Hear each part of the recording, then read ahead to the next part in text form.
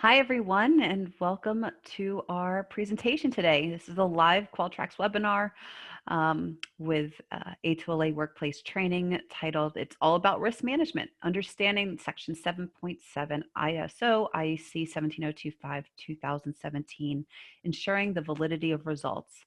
Now, this is actually our fourth episode in our ISO IEC 17025 Nonconformance series with A2LA Workplace Training.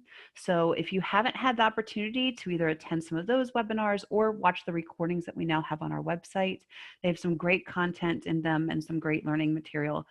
So definitely check those out as well. Before we get started, I do want to go through some housekeeping items. Number one, this is being recorded. So if you have to jump off or if you want to share this with others, with your team, or even look at it again in a different time, you'll be able to do that. And we're also going to have a Q&A section towards the end. After Roger does his presentation and we talk a little bit about Qualtrax, we'll jump on for a quick Q&A and make sure we answer any questions that you have. So let's go ahead and get started. So we do have a mix of attendees here. So I see a lot of names that I recognize from our customer base, but then also some new names. So I just want to give you a little bit of context of who Qualtrax is. My name is Karen, and I'm an account executive here at Qualtrax. Qualtrax is an all-in-one compliance management solution specifically designed to manage quality initiatives. Organizations turn to Qualtrax when they're looking to reduce or eliminate the burden associated with manual or paper-based systems. They do that by automating key processes with our system. Now, we were founded back in '93 when our parent company was pursuing ISO 9001. They were looking for a way to streamline the process to ensure that no details were overlooked. And so they started building the framework from scratch that would ultimately become Qualtrax. The auditor came in to do their audit and said, hey, you have something here, you should share it with others within their community. And that's what we started doing. And so after we've been around for about 27 years, we really have turned into a leader in the quality and compliance industry. And we're happy to count several accrediting bodies among our customers, including A2LA and even A2LA Workplace Training. So without further ado, I want to introduce you to Roger. And so Roger Brundinger, and I'm trying my hardest not to butcher your name, Roger, is currently serving as the technical training consultant at A2LA Workplace Training, where he provides technical training and consulting, primarily for organizations involved in the life sciences. So from 1999 until 2018, he was the biosafety program manager at A2LA, where he focused on developing and maintaining accreditation programs in the life sciences with an emphasis of microbial and chemical risks to people, animals, and the environment. At A2LA, he was the primary authority for organizations working with food and drug safety, human and animal anti-doping, biological and chemical threat agents, and since 2014, issues related to cannabis testing.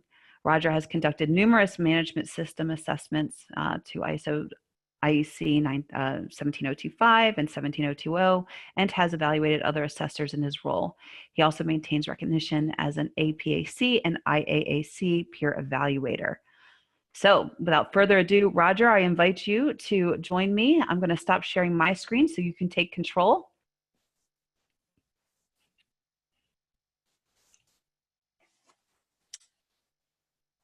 All right, can you see this? I can see it and I can hear you. Okay. Hi, my name is Roger Browninger, as Karen said, and today what we're going to do is talk a little bit about one section in the 17025 standard. Has a lot of words in it, but it's really a few concepts, and it's section 7.7, which is dealing with ensuring the validity of test results. And I added it's all about risk management because it is.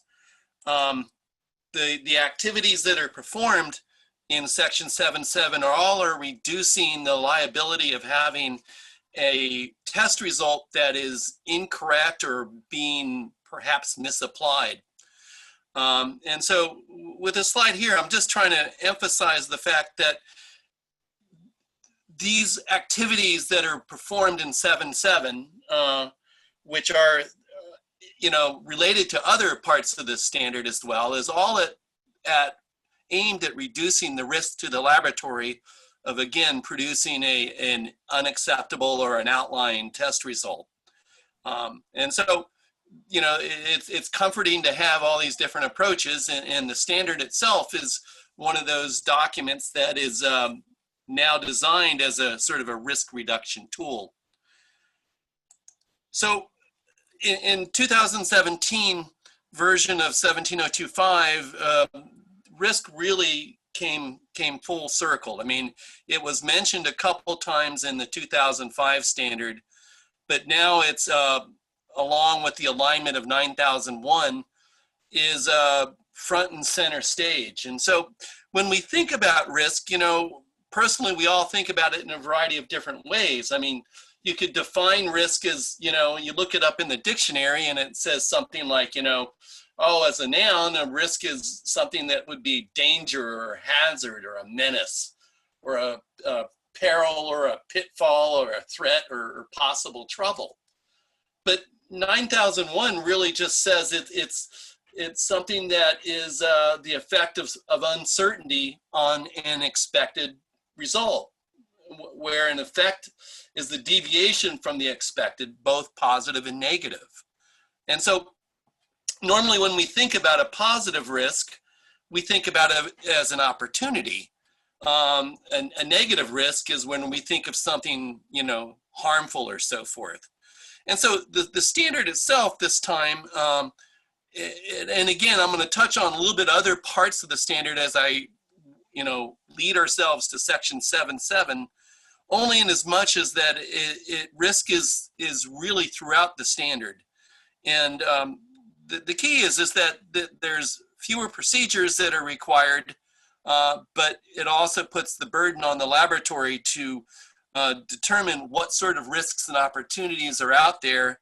And if they identify them, they have to then either mitigate the negative ones or try to take advantage of the positive ones. And that's where it was the laboratory needs to plan and implement those actions to address anything that's a risk or an opportunity. Being human beings, every time we walk into the laboratory, we're always looking at things and we're always making a decision as to whether or not I can do, you know, continue doing what I'm doing or if I need to make a change. It could be walking around a puddle of water on the floor to making an experimental control that is more effective than the other version. As I mentioned before, it was in the old standard, it was mentioned a few times in section 411, but now it's mentioned over 30 times in the new standard. So it's a big increase. And again, the idea is that risk-based thinking enables the reduction in some of the prescriptive requirements and is being replaced in the laboratory function, at least as it pertains to 17025, by performance-based requirements, process approach, in other words. It also gives the laboratory a lot more flexibility to determine what's important to them and how one wants to address risk. Because it really means is that there's no one answer to addressing risk necessarily. And what we're going to see in one portion of section 7.7, there's a whole lot of suggested approaches that one can take in order to reduce risk and gain the confidence in the competence of the organization. Now, again, risk management is simply the activity that the laboratory performs to plan and implement those actions to address those risks and opportunities. And it is effective in increasing the effectiveness of the quality system. It's the expectation. It's also expected to be able to help and achieve results that are better than they were before, improved results, and to reduce any negative influences of the testing system. So if you see it, you're supposed to act on it. And if you act on it, the expectation that it's going to be is it's going to be diminishing the negative and increasing the positive benefits from your activities. And again, the standard has changed so that it places the burden on the laboratory to be making that decision. Now, one of these aspects was I'm just showing a compare and contrast against the old version. And what we saw was that in many cases, having a quality manual, having many policies and procedures, especially and with specific job descriptions, the standard itself in many cases was sort of the mama bear and managed the risk for you by meeting the requirements of 17025-2005. You were taking care of the risk that was out there.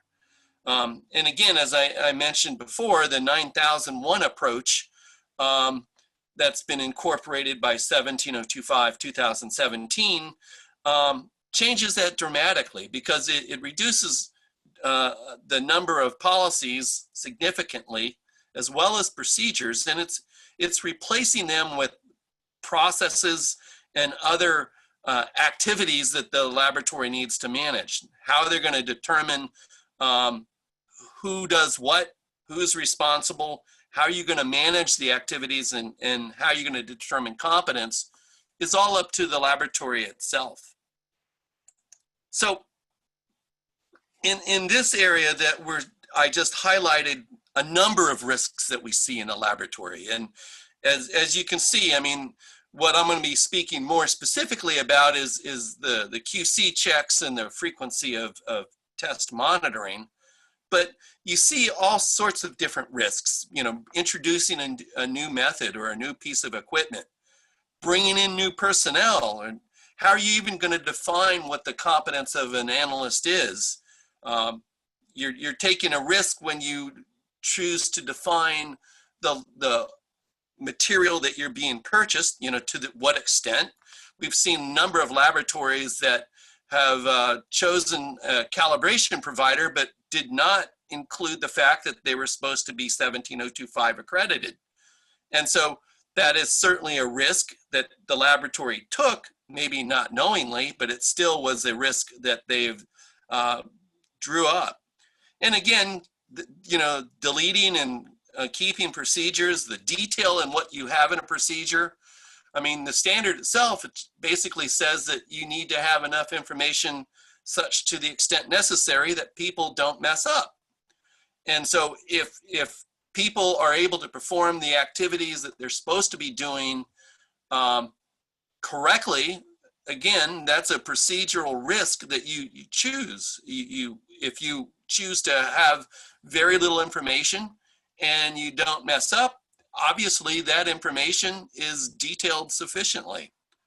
So again, some other things is things like calibration intervals or intermediate checks, looking at what subcontractor you're going to use. Decision rules clearly is a risk that comes into play when we see that the laboratory needs to define how one is going to deal with a qualitative result that is determined through a numerical value. And then there's also the risks on how one's going to act on a nonconformity. The standard itself says is that you will take corrective or correction when you see something outside, but then you decide whether or not you need to make a change in your system. And so again, the emphasis is that these are all risks and they're potential weak points for a laboratory. And obviously regulations and specifiers can help shore up specific areas by having specific requirements for these things. And as we're going to see in 7.7, there's a lot of detail in terms of how one is making certain that the methods themselves are in conformity.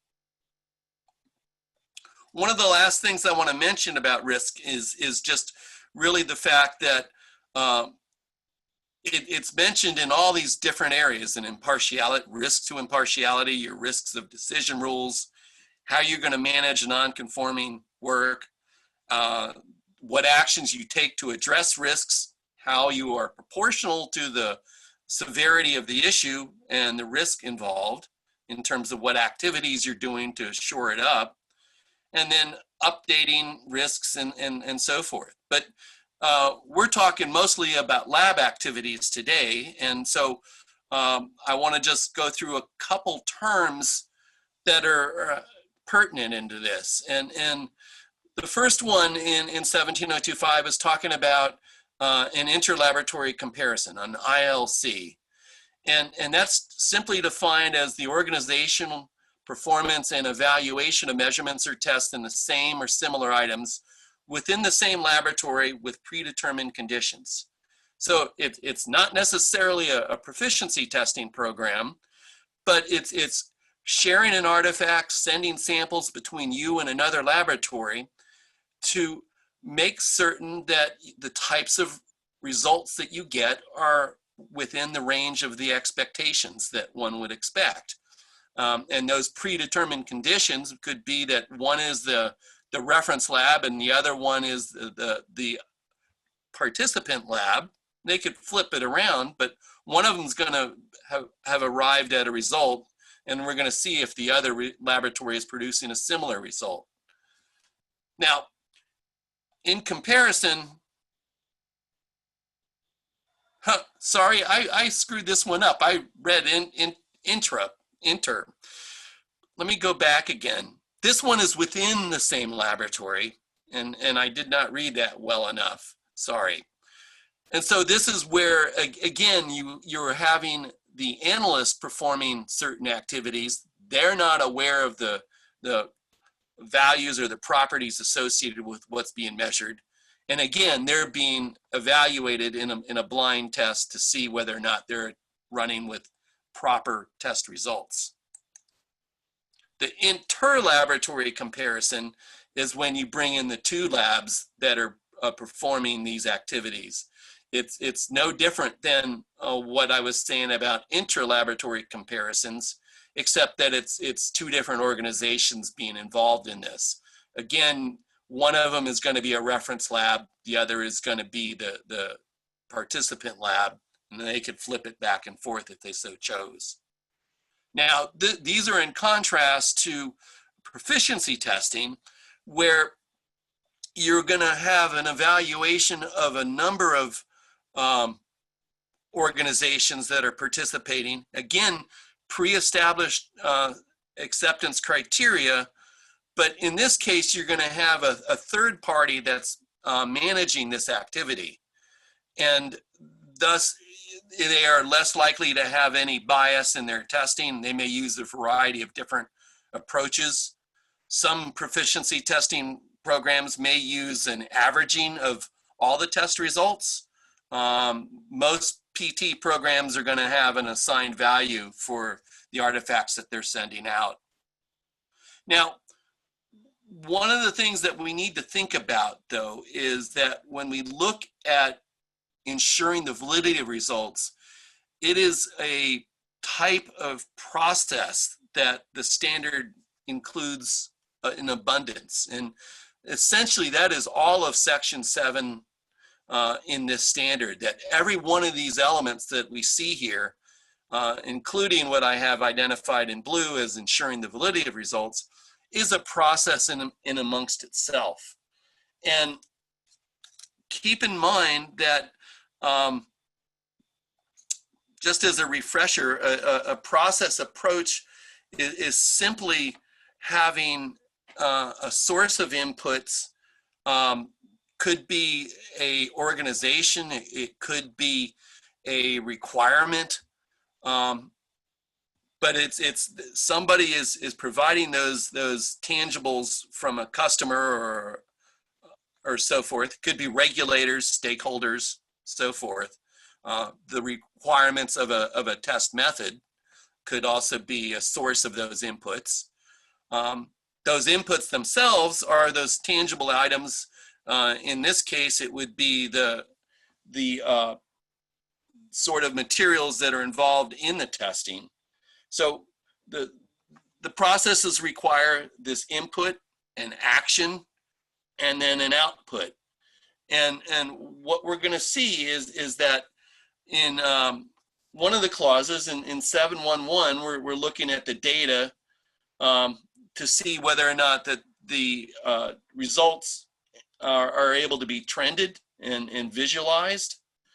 We're also going to see that the statistics are going to be in or out of control. Again, this is in considering that the data is the input, the activity is the evaluation of the data, and the output is whether or not that there's a trend or if it's visualized or able to be determined.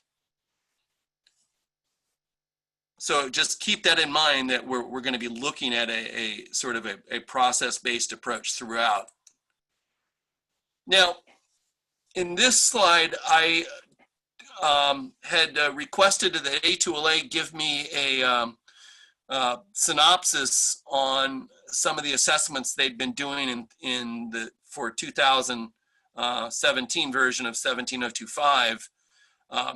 And since this presentation was supposed to be done this spring, it's a little bit old, but they gave me the raw data from assessments where they conducted or had findings related to section 7.7.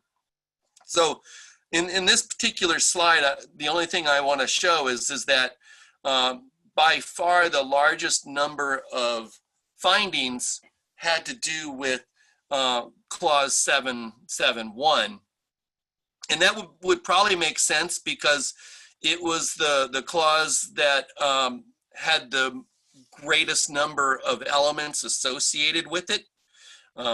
Clearly the other two are relatively the same, but 60% of the findings that we saw had to do with either not having a procedure for monitoring the validity of the results, or that they were not being recorded in a way to be trended, or where statistical monitoring techniques may not have been applied. But this is something that was probably not unexpected, because again, 7.7.2 is talking about some different aspects of 7.7, talking about interlaboratory comparisons. And in 7.7.3, it's looking at data processing primarily. So again, it makes sense that the significantly more number of findings were related to those clauses that had something to do with performing the actual testing. And so 7.7.1 again mentions that, says the laboratory shall have procedure for monitoring the validity results. The resulting data shall be recorded in such a way that trends are detectable, and where practical statistical techniques shall be applied to review these results. The monitoring shall be planned and reviewed, and shall include, where appropriate, but not limited to, there's going to be a laundry list that I'll show you. So to break this down, we see that there's actually 7 different elements that are required in here.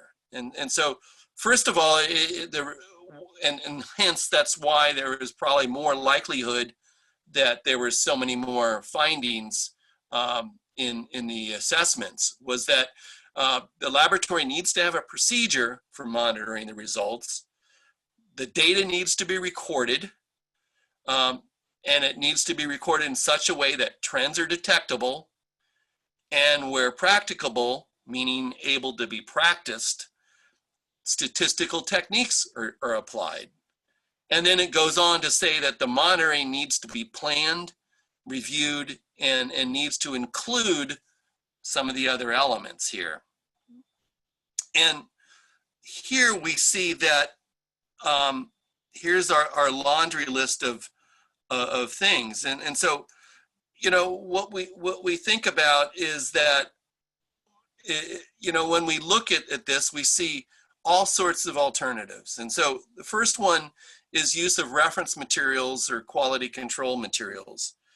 And so, you know, for certain matrices, CRMs might not be available at all, or the range and concentrations and/or analytes needed may not be necessarily a certified reference material if that's necessary.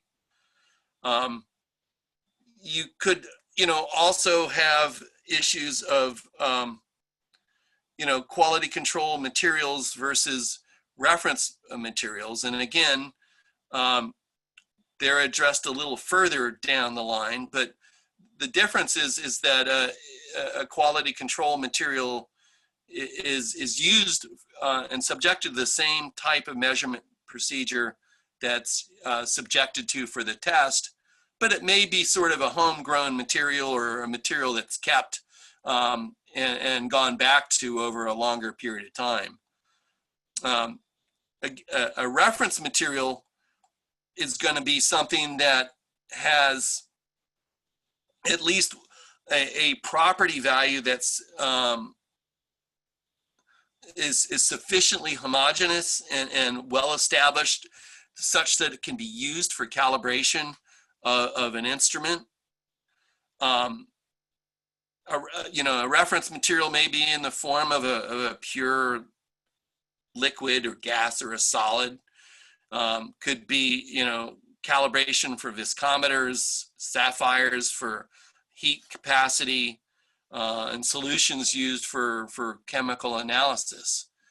But both quality control materials and reference materials are quite suitable for use as a means to determine the validity of the test results. Again, because you are starting off with something that has a known value, either again from a laboratory homegrown material that you've used repeatedly, or one with a reference material that's got a certificate of the concentration.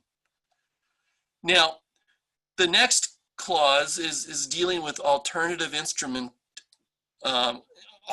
instrumentation that's been calibrated. And I think that the best example here is something like where you can be comparing, for example, flame atomic absorption versus ICP-MS. They both of these types of AA are used, but they have different sorts of methods to perform it. You can use some where flame AA is where the sample is heated. You can use something where graphite furnace where the sample is heated electrically in a tube versus a flame.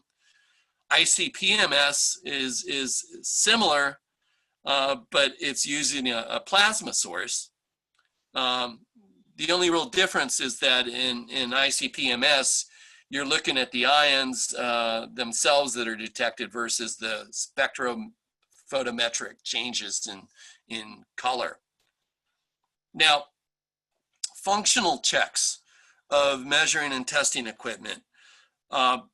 These sorts of checks, could be where you don't have a reference material that's available, but the instrument may have a self-check that allows you to at least have some degree of confidence that the instrument itself is operating properly. And so these function checks measures the system against whatever its design documents or specifications to make sure that it's all functioning as it should.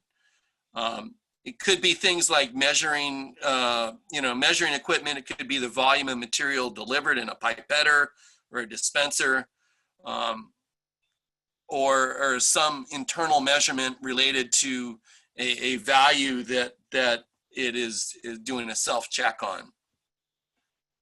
Now, D is a check standard, which is not terribly different than what we see in A. A check standard, again, is another one like a quality control material that is routinely used to calibrate or check material measures. And you could use an artifact that is at least close in content to what the test item is being used for or tested for. It can, the measurements can be made on a stable artifact, and you can make a determination as to, again, over a long period of time, if there's drift or anything going off in the measurement itself. We see these sorts of check standards or working standards a lot with mechanical testing, where they're looking at physical properties like tension or tensile strength, and they're running something routinely to, again, demonstrate that the device that's being used to make the measurement is in working order and producing appropriate results. Now, a working standard is one that's usually calibrated against a reference standard. It could be prepared from a parent solution or a reagent, but again, it's something that, at least in life sciences, is very typical, was that you either prepare it, use the neat material as a reference material as an A, or that you dilute a working or a reference standard into a working standard on a routine basis. Either way will give you reliable traceability to the standard with a certificate. Now, intermediate checks on are things that are measures of devices that you generally say if you have a calibration period that's been assigned for a piece of equipment. An intermediate check is a measure in a smaller increment. So if you have a 1-year calibration period for your pipetters or 6 months, an intermediate check would be doing something more frequently to ensure that there's been no change in the value associated with that.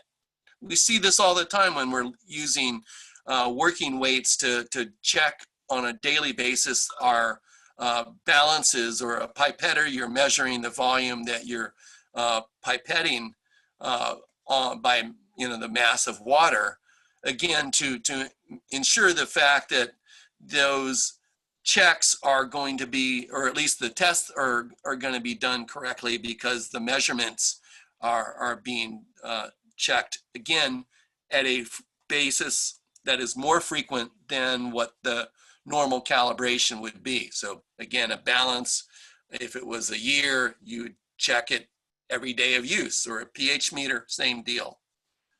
Now, replicate testing using the same or different methods is something that essentially, as opposed to testing duplicates, which are exact copies of something, a replicate is really only a reproduction. So it's created from the same process, but it's not derived from as an exact copy of something else. So you're going to have two sources. You could have replicate controls in some ways to look at things. In G, we talk about retesting or recalibration of retained items. And that is simply holding on to a test material that you've used before, and simply running the test or calibration on it to see if you get a similar value as you had previously. Again, it's going to be a measure of instrumental drift, and it's going to be, again, a means to mitigate and to ensure the validity of the test itself. Now, correlation of results. This is something where you're looking at identifying how one characteristic impacts another in a measurement. It could be, for example, looking at temperature on specific gravity, or density on pH or conductivity. That correlation is describing how one impacts the other measurement, and how it impacts on the measurand in this case. If it could be independent, there's no correlation, or it could be dependent, where they are both having a similar effect.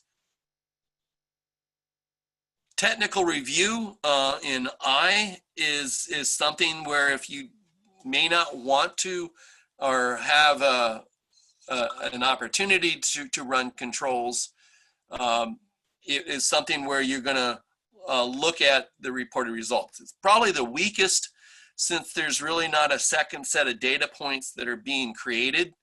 But again, having scrutiny on those data points by someone who has an understanding of the typical distribution can be acceptable. And I've seen this in certain laboratories, some of the threat agent laboratories, where there was a desire not to have to, for example, do routine testing of the foot and mouth pulling out of control for foot and mouth disease or anthrax testing, for example. There would be a desire to be able to avoid having to pull out samples like that on a routine basis.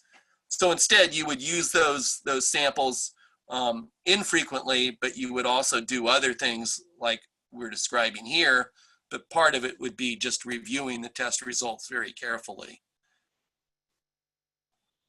Now, inter-laboratory comparisons is mentioned here, and it's interesting because it's going to be mentioned further on, but again, it's the performance and evaluation of measurements or tests in the same, on the same or similar items within the same laboratory under predetermined conditions.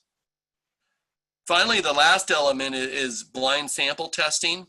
It could be a drug screen procedure that involves collection, submission, and confirmation. I'm thinking of some of the sports medicine stuff, where you are, again, either getting a double blind such that the person providing you the sample doesn't know what it is. In any case, most laboratories operate as if every sample is unknown to them. And so what we're looking at is all of these elements come into play when we're looking at how we go ahead and monitor the results. Now, I'm showing this clause. This is from the AOAC food program guidelines. And I'm just bringing up a couple of their points because they've added some additional qualifications to 771 and this standard. For one, it's talking about the need to have additional requirements, procedures for both qualitative and quantitative methods. Sometimes it's difficult to come up with a good procedure for QC for qualitative testing. But the expectation is that you can get away with it. Also, as I mentioned, you could use surrogates. Bacillus anthracis could be replaced by subtilis if there was a possibility, and so forth.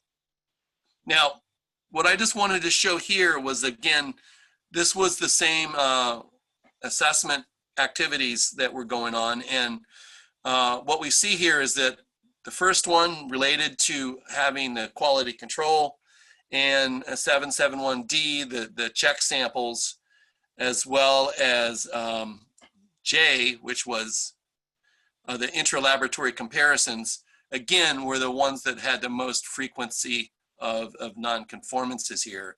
Again, because these are the most typical things that are performed.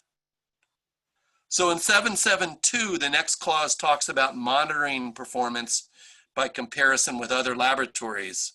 And that's where the monitoring needs to be, again, planned and needs to include, but not limited to, participating in PT or ILCs other than PT. So breaking this down here, we're seeing that there's fewer findings in areas where they could be cited.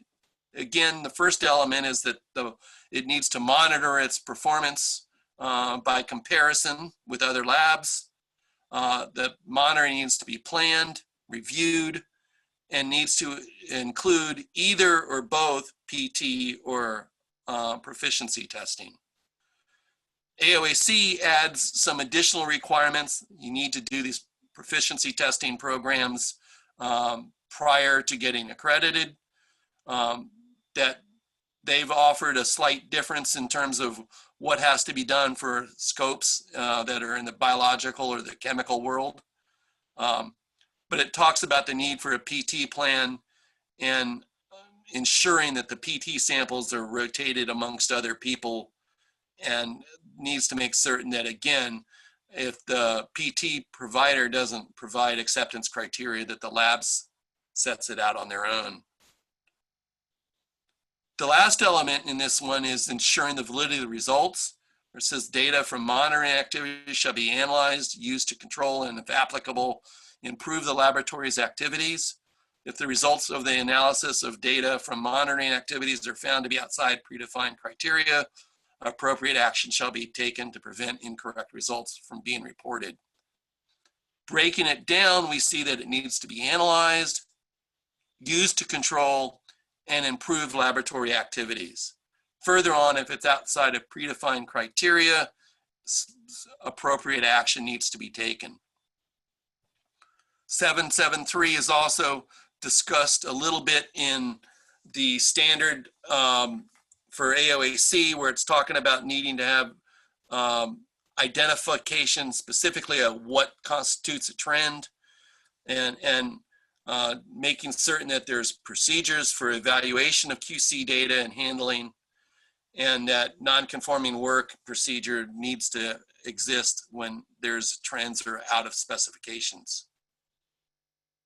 So at this point, I just want to finish up, but again, where we're thinking is that there's a lot of activities we do for risk mitigation that involve 7.7. But for example, to make certain that the method is in control in 17025, there needs to be validation of the methods, or that the methods need to be verified. Again, these two things are making certain that the laboratory is using the proper method, an acceptable method. To test to see whether the laboratory is reducing their risk, that's where we have the proficiency testing and interlaboratory comparisons. Again, making sure that the lab can handle the test material properly and produce acceptable results. And finally, testing the laboratory personnel is the routine test controls that one runs to make certain that the method is in control when it's performing that test. So in summary, I want to just mention that, as I've tried to point out, that 17025 focuses on risk mitigation throughout.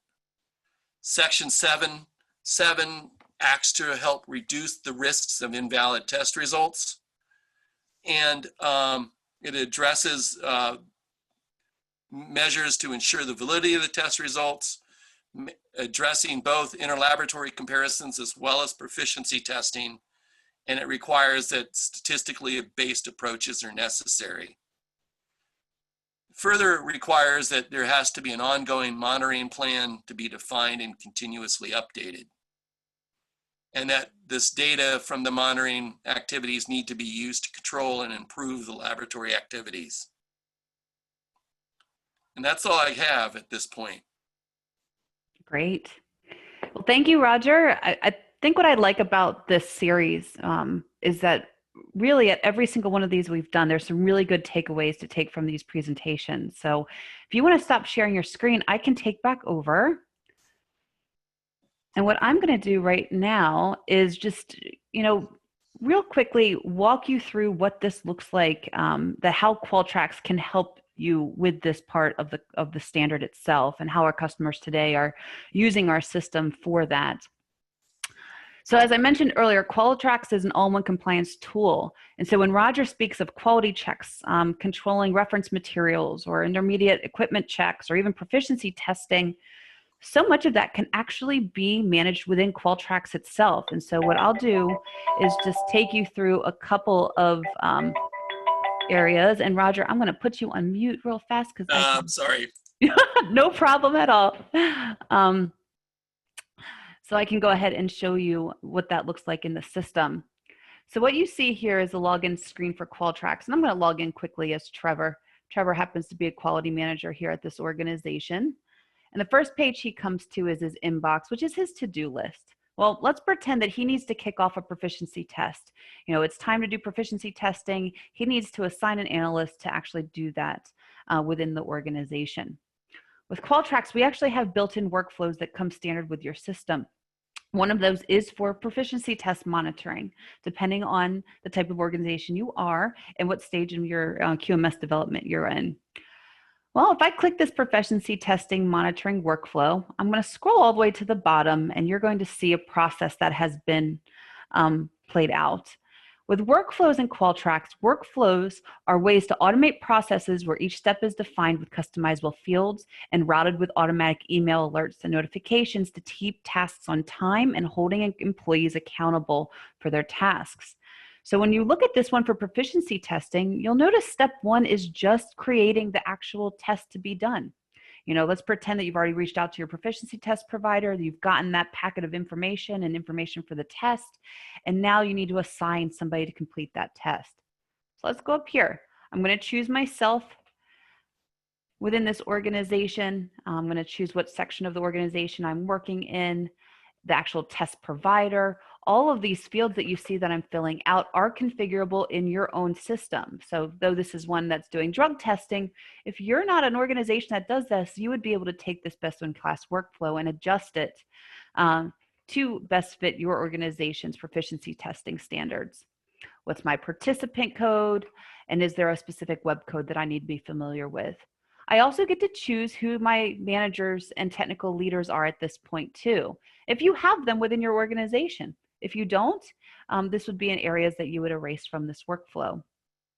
When is this due to the provider? Well, I know that we need to get this done by the end of October, which means that I need to get this submitted to QA probably relatively quickly to make sure that they have all the information they need to be able to submit it to the provider. At this point, I'm going to submit to the analyst themselves.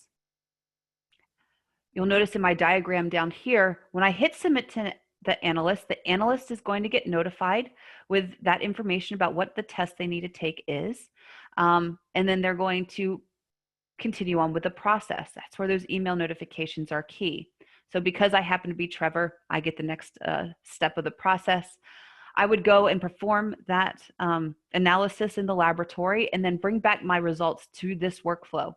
I would type in the methods that I used.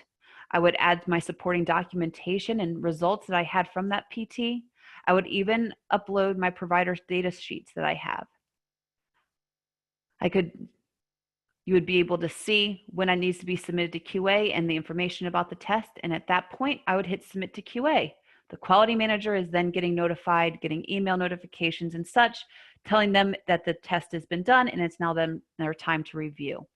You can see how this escalation is progressing. And this is really the automation that something like Qualtrax is bringing to the table. So when I scroll back down here, and we won't go through the whole thing, but I'll just point out some couple of areas. After quality reviews it and makes sure everything's in the right place, they're going to submit it to the proficiency provider. Once the provider reviews it and sends back their report, quality will then bring the report into Qualtrax. So again, it's all in one location. Review that information and determine what the next steps are. If everything looks great, it's going to close. However, if there's some inconsistencies there, it might result in a nonconformance or a corrective action request process. If that's the case, you can actually launch that process directly from this workflow and have it also tracked within our system as well. When you look at Qualtrax, we have a way to interlock workflows together because let's think about customer complaints, proficiency testing, internal auditing and such. All of those are examples of where corrective action or a nonconformance could be identified. And so being able to kick off those processes is very helpful within the organization itself.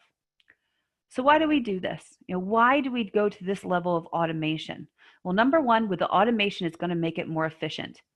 Anytime that you have a process that's being escalated like it is in Qualtrax with automatic email notifications, it holds you accountable to the timelines that you've developed within your process for proficiency testing and make sure things are getting done in a timely manner. Two, you can't deviate from these processes. When they're locked down in Qualtrax like this and you create your process surrounding this, you can't deviate from it. And that's what those auditors are looking for. They're making sure that you have records that are proving that you're in conformance to your processes that you have in place. Also, it provides great visibility. I can run reports directly in Qualtrax that will show me all the information that I'm collecting for this proficiency test. So if I click this report, I can run it. You can actually see that I have filters I could filter down through if I really needed to. But then when I run the report, I see the specifics here. I can see with the drug test, the names of the tests that were taken, the IDs, the employees that have taken them, the section, the current step, methods used, and the analysts and such. All of that reporting is available to you. So you can be able to identify trends or opportunities for improvement, but then more importantly, also prove to your auditors that and your accrediting bodies that you have the records that show that you're following your own processes. Now, as I mentioned, proficiency testing is one of the best-in-class workflows that comes standard with your system, especially if you're under our laboratory accreditation best-in-class workflows. On top of that, you get many others in the system as well, and so you can see all of them are over here in their asterisk. Now, you're not restricted to them. In fact, we have many customers on this call today that have built out their own workflows within their Qualtrax instances. You have complete control over how many workflows you have in Qualtrax, and so we have had many customers build out additional processes. One of the points that Roger makes is around intermittent equipment checks. Well, if I click this balance check workflow, this is just a quick example of how you can log these intermittent checks within Qualtrax. So usually what happens if you are an organization that doesn't have Qualtrax, maybe you have paper logs or spreadsheets on next to the balances or the equipment that you're doing these intermittent checks with. Well, instead of doing it that way, you can actually log that information directly into Qualtrax now, and that you have a digital record constantly being updated. You can set reminders to make sure that these are being done in a timely manner and getting things done. So you can see here, this has been built out, includes the laboratory's information about the types of balances they have, the names of balances, and you've got to laugh, they've got really good creative ways to name their balances. Maybe you have something similar, we'll choose Stan. And then you can see that they have a process in place to check this balance 4 times with different weights. So the workflow is guiding that analyst through this check. They can't deviate it from it because you can tell all of these fields are required. And in order for them to submit this, they have to enter in those required fields. So again, just another way to just show you how Qualtrax can take on that control and guarantee that you're sticking to your own processes. Now, Qualtrax is not just workflow automation. Though that's a big part of our program, we do offer other features within the system itself. And that's why we call ourselves an all-in-one compliance management solution. Document management, making sure all of your documents are in one location, guaranteeing that you aren't sharing a document that's out of date. That's a big part of our system as well. We're really controlling that full life cycle of the document, including the editing, the approving, the reviewing, and ultimately replacing the need to manually update master document lists. Of course, we have workflows that we talked about. Testing and training is tracking competency and awareness, making sure all of your employees are being trained and they can prove competency to those trainings that they've taken. And then everything sits on top of a reportable platform. The one consistent message that we've had with all of our webinars that we've had in this series is that it's about proving that you are following the processes that you have in place. The visibility that you get with your reporting and the confidence that you build with your auditor through that reporting is really what helps you when you're in the middle of those 17025 audits.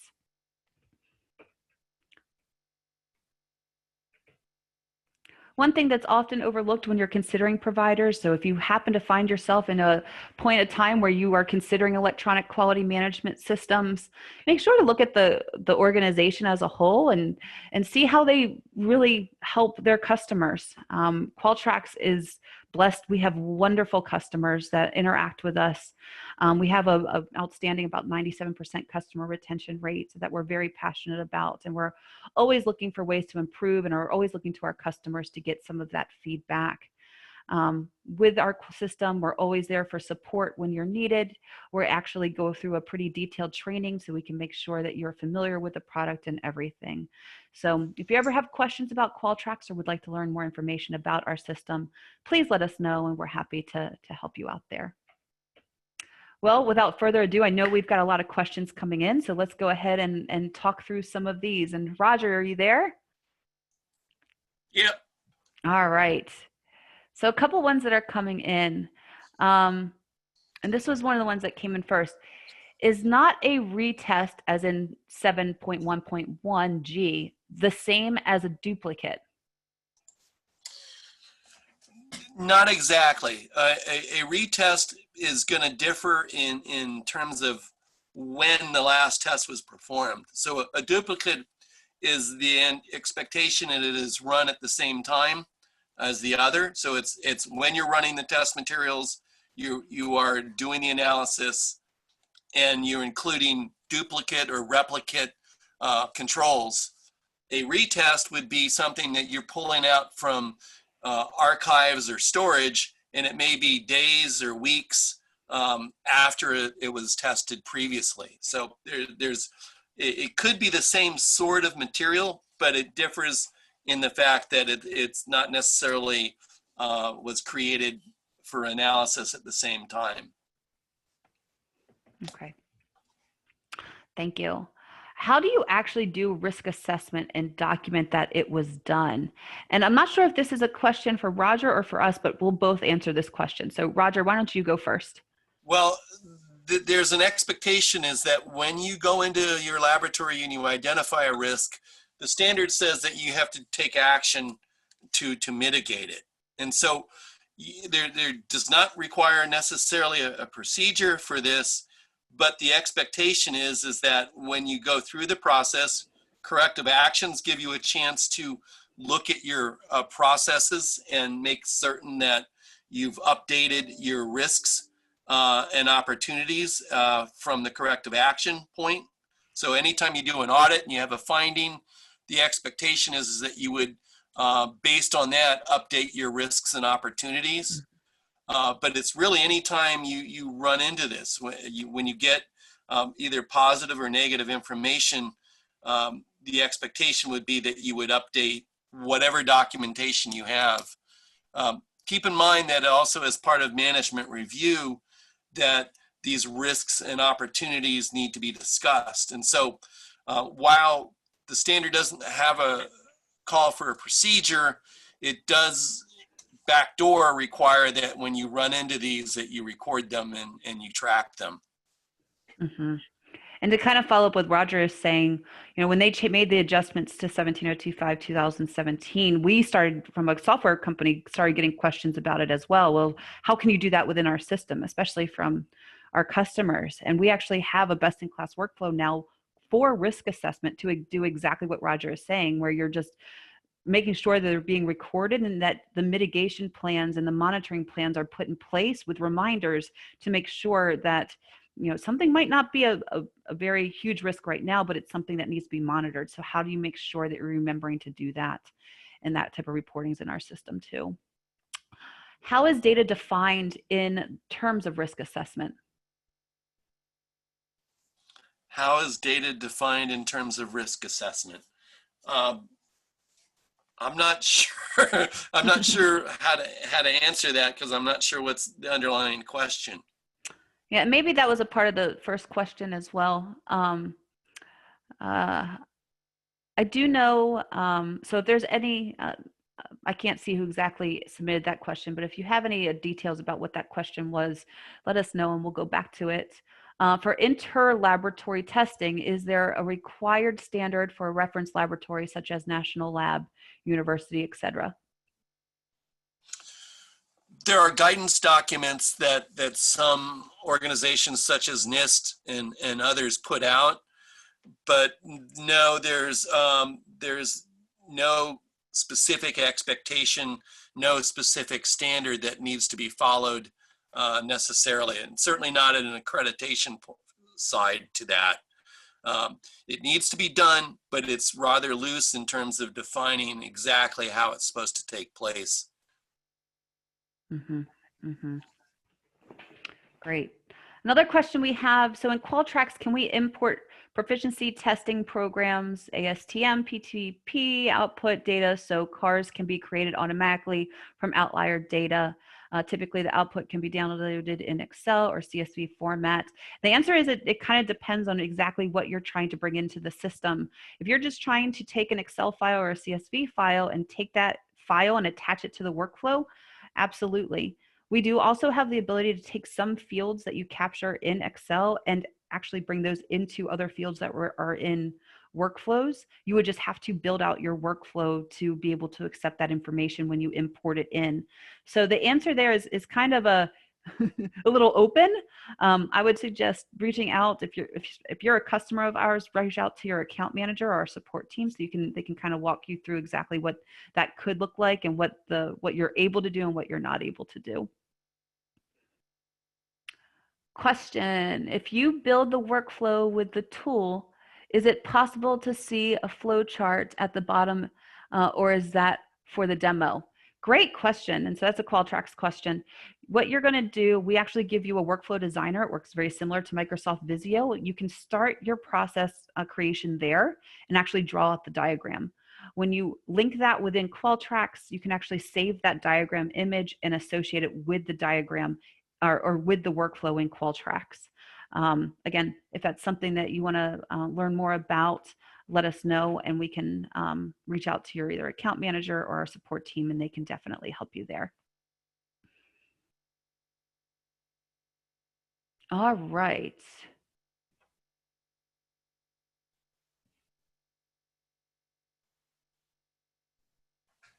And I think that we have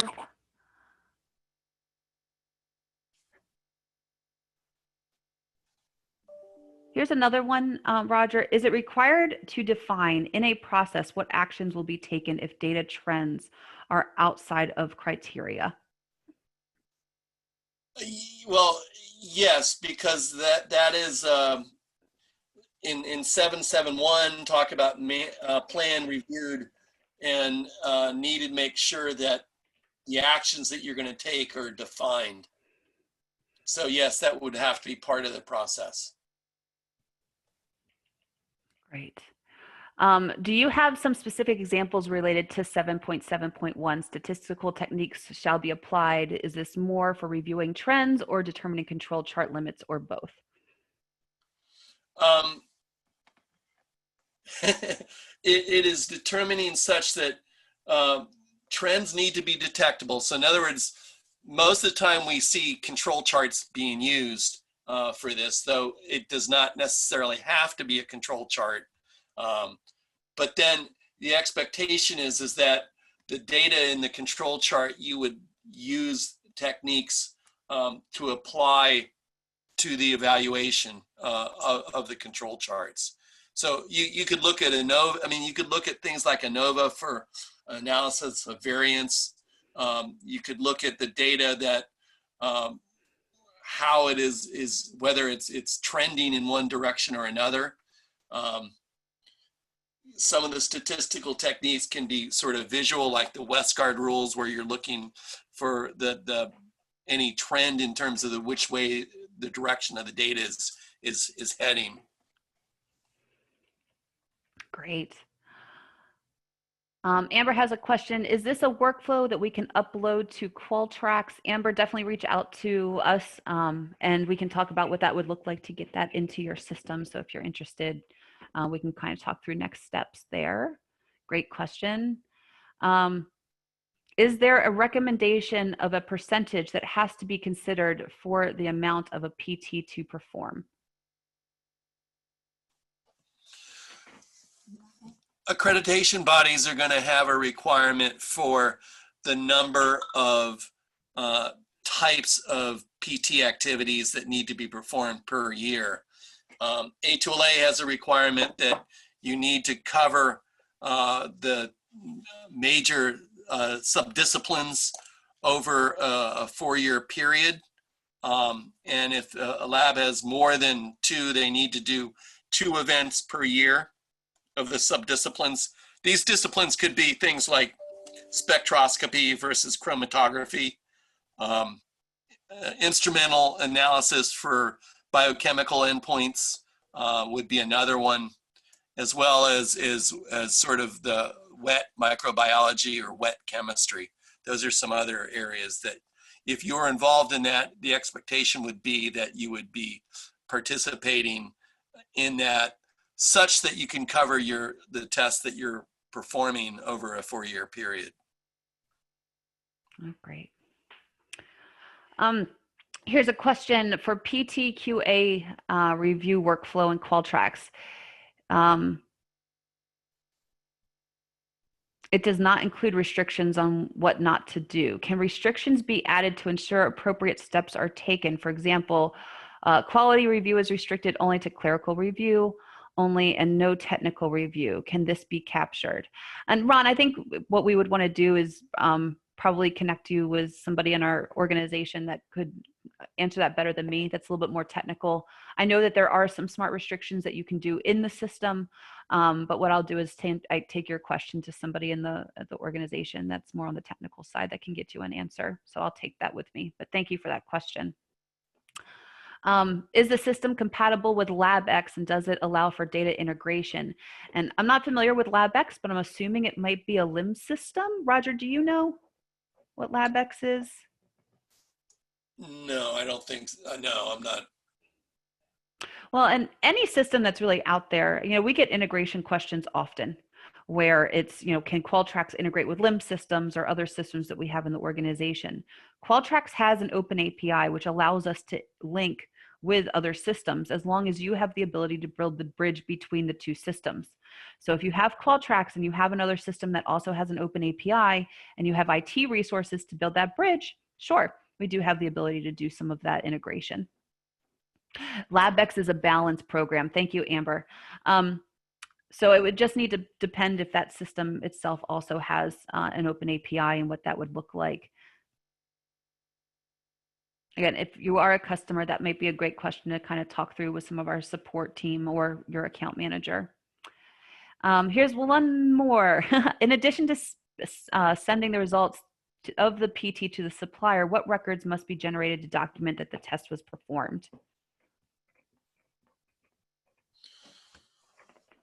You're asking me? That would be the evidence of the data results and that it was sent to the PT provider or it was looked at internally.